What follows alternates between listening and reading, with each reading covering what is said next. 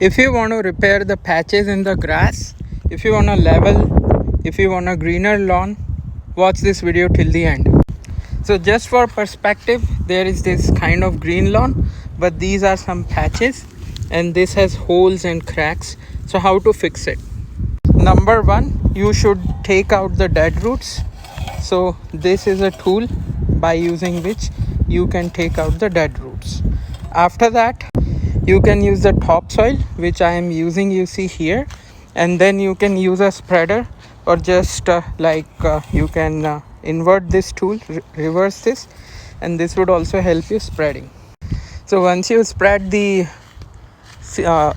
topsoil, which is kind of $2.50 for a bag, then you have to overseed it. So you can use different variety of seed and then you can sprinkle it over. After that, just make sure that you are putting water at least twice a day. So you can see here I have put all the seeds. So I use this tool first to get rid of dead roots. After that, I have put the mud. After that, I did the seeding. Now I am watering it twice a day. So after 15 days roughly, the germination starts, and after a month you will find a greener lawn. So this is the topsoil from Scott. This is for the lawn and the garden. And then this also acts as a conditioner, like it would retain the moisture so that during summer it doesn't make much of those dry patches. And this also has some of the organic matter and peat moss in the fertilizers inside it. This one is a little bit expensive. So here is the catch. You can buy cheaper soils for like couple of dollars or $3 for 40 ounces, like more. But the problem is they comes with stone and the material is not that great. So it's quality versus quantity. I would leave it up to you. For doing this, I have roughly about 11,000 of the lot size, and then this like a bigger yard. So I ended up buying mix of different soils, one which was expensive, one which has nutrition inside it, then another which was little bit cheaper so that I can fill the holes properly, and then I also added some of the fertilizers and mix inside that. That way I was able to cover everything without breaking my bank, as well as I was able to get the nutrition added and fill up those holes. I also added some liquid fertilizer through the hose because it becomes easy to spread and then it penetrates well. Now I'm going to show you the most important thing, which is the seed. So this has pure seed has 25%. So what I am trying to do is I'll mix both of these because they say don't put all your eggs in one basket. So I'm mixing both of these. This is how is the seed spreader. I'll mix this and then I'll spread it outside in my lawn. Reason is if one seed fails, at least another one would germinate. So they also have a percentage of the germination inside it. You can read a lot of information.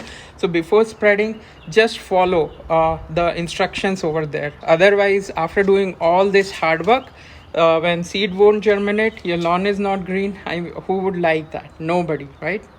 Yeah, of course, it would be a lesson learned even if it doesn't germinate. But if you follow the instructions properly, spread the seeds properly, and keep them moistured, like water twice a day, at least for 15 days, it would grow. What happens when you don't water it? Let's say you forget to water for a couple of days or 3 days. In the initial phases, the seed with moisture, it starts, growing. And then because of the heat and lack of moisture, it shrinks and then it never comes up. That is why this is the problem when you do all the hard work and don't water it properly. What I did is I have a ratio system here. So I have the timing set, and then there is also it's cloudy today.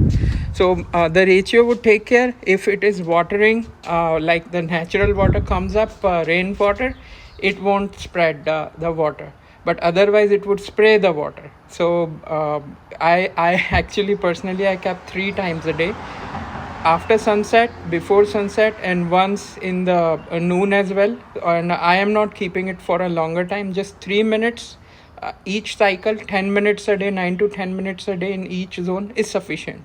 Why? Because the seed will keep on getting some moisture so that it would keep moist and the chance of germination are more. Based on these packets, it says that there is chance of 80% even when you follow the instruction. So if you miss out 50%, it's good enough. So let's try to spread this. So first I'm trying to add this. This is smart seed, and they also says that if there is like lot of heat, it can sustain that. This one is rapid grass from Scott's. This is a small seed. So all seeds have different texture and color. This also has fertilizers inside it, so I'm mixing both of these properly. Of course, this seed is way expensive than this, so I'm taking both kind of in equal proportion. Now most important thing is the setting. You can always read the setting which is mentioned in the instructions on the back, what setting you have to do. And then let's go and start seeding. So I have seeded it before. You can see the small seeds. Now we'll go in the backyard and seed it.